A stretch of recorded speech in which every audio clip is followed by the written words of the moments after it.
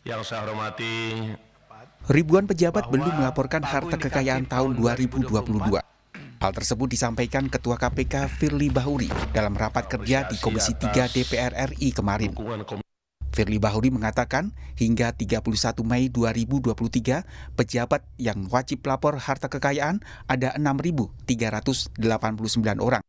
Dari jumlah tersebut, 6.389 diantaranya hingga kemarin belum lapor harta kekayaan.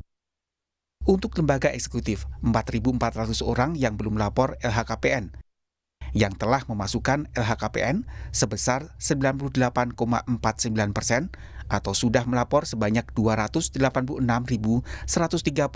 dari 290.530 orang.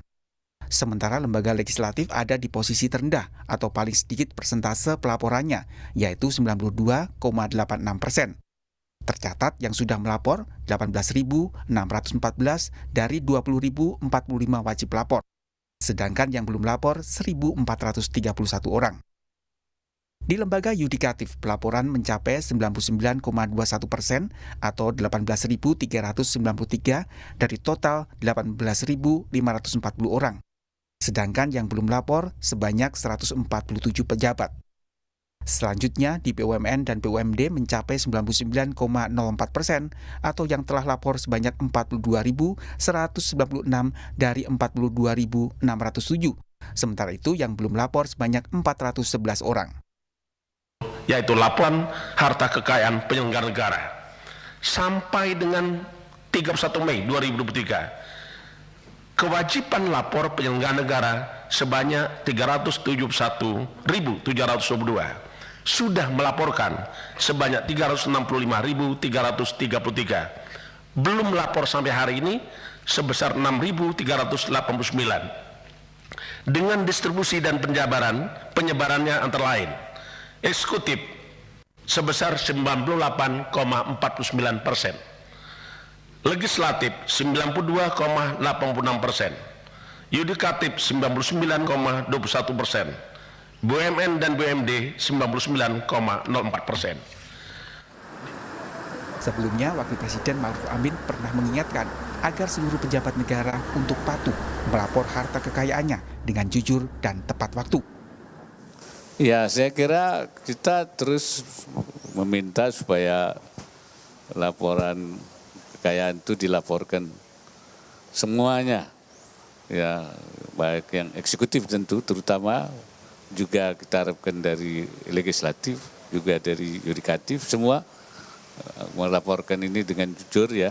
Dan kita harapkan itu apalagi Belakangan sejumlah pejabat diproses hukum karena urusan LHKPN.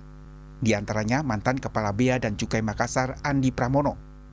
Andi Pramono diproses hukum berawal dari klarifikasi LHKPN yang diduga tidak wajar hingga membuatnya menjadi tersangka KPK. Selain itu, ada mantan pejabat pajak Rafael Alun Trisambodo yang telah ditetapkan sebagai tersangka oleh KPK terkait kasus gratifikasi. Tim Liputan Kompas TV. Kami perbincangkan hal ini bersama dengan pakar hukum tindak pidana pencucian uang Yenti Garnasi. Selamat malam Bu Yenti. Selamat malam, Mbak. Apa pandangan Bu Yenti soal masih banyaknya pejabat yang belum lapor harta kekayaan?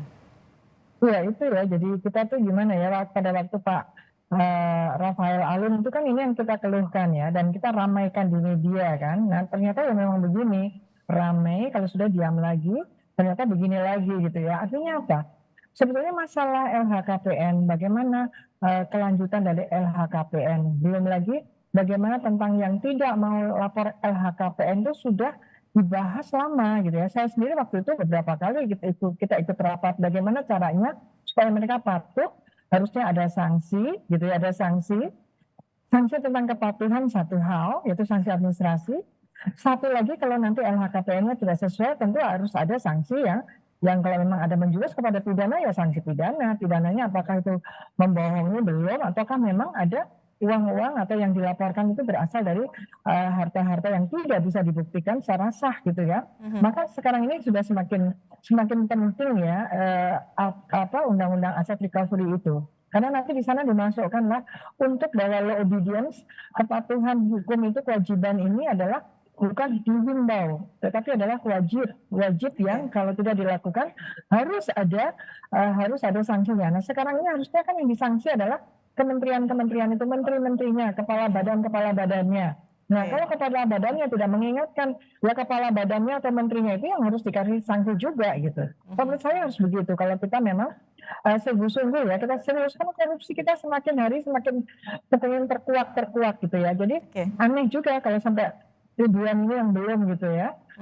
Bu Yenti, apakah selalu berkaitan antara mereka yang tidak melaporkan LHKPN kemudian dicurigai ada indikasi melakukan tindak pidana korupsi, apakah selalu begitu? Karena kalau kita berkaca pada kasus Rafael Alun Trisambodo dan juga Andi Pramono, mereka mengisi LHKPN, tapi setelah viral baru kemudian ditelusuri hartanya tidak sesuai dengan yang dilaporkan. Ini kan tidak selalu bertalian antara tidak melaporkan LHKPN dengan tindak pidana korupsi. Iya, itu kan, tapi gini ya, saya beberapa kali juga hadir atau memberikan keterangan ahli ya. Ketika ada korupsi kejahatan keuangan, hampir selalu yang dilaporkan itu yang kalau dia wajib LHKPN, pasti yang bersangkutan itu sudah sekian lama tidak melaporkan LHKPN. Tidak update begitu ya? Indikator itu ada, ya indikator itu ada. Dan kita kan tidak boleh mengatakan belum tentu semua ya. Justru kalau memang LHKPN itu tidak ada masalah, kenapa nggak mau lapor gitu kan? Ini kan kalau kita memang kita dari pejabat tertentu kan yang wajib LHKPN, ya dia harus patuh lah gitu ya. Nah sekarang tinggal tadi wapresnya yang udah bicara, ya kan? Nah sekarang bagaimana wapres kepada menterinya saja, kepada kepala badan atau menteri atau kepala lembaganya yang memberikan keharusan atau warning kepada yang belum lapor itu. Bagaimana caranya untuk bisa mengejar pejabat negara untuk melaporkan LHKPN-nya supaya tidak ada lah seakan-akan ditutup-tutupi? Ya disanksi saja, dipindahkan atau bagaimana itu harus ada gitu. Jadi harus ada apa ya? Harus ada ini yang ditakuti oleh mereka gitu ya. Kalau enggak ya nggak bisa. Jadi ini sekarang yang salah siapa ya? Mereka tidak patuh, tapi kita juga diam saja. Yang membuat aturan, yang mempunyai pemikiran paradigma dulu ini adalah untuk mencegah sebagai indikator bahwa kemungkinan orang-orang ini ada terkait dengan uang-uang yang tidak halal, dan kita diam saja. Pembiaran ini rupanya juga menjadi penyakit di negara ini, sehingga memunculkan kejahatan-kejahatan ekonomi yang membuat bocor semua program-program keuangan negara. Ini yang harus ada kekuatan ya. Apalagi kita mau pilpres seolah-olah semua kekuatan itu hanya memberitakan, hanya fokus kepada siapa calon presiden, siapa wapres. Tapi ini tidak diacuhkan saja gitu ya. Masyarakat tidak suka dengan keadaan seperti ini. Baik, siapa yang bisa kita andalkan untuk ini, Bu Yenti? Kalau saya ya itu langsung aja sekarang ini, tadi wapres sudah bilang kepala-kepalanya itu dikasih peringatan ya. Dikasih peringatan, dan mereka juga harus melakukan evaluasi, kemudian laporan dari KPK itu langsung. Ini harus cepat kan sekarang udah digital kan gampang sekali. Nah siapa tahu justru memang kepala lembaga atau kementeriannya itu memang yang tidak memberikan perhatian untuk ini. Termasuk inspektoratnya itu harus dibantu, karena memang mereka betul kan.